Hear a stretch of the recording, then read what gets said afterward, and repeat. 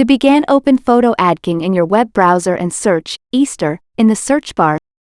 Choose a template which will work best for your gift shop.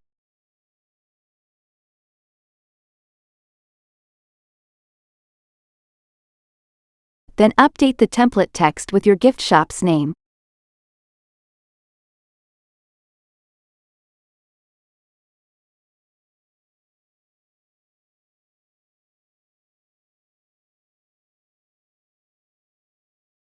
Now mention the discounts that you would like to make on Easter.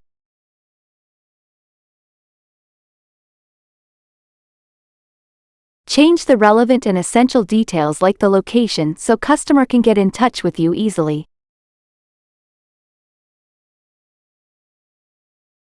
If you want to change background color, then you can do it like this as shown in video.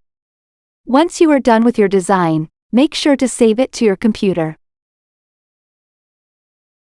And last, download your template design so that you can share it with your potential customers.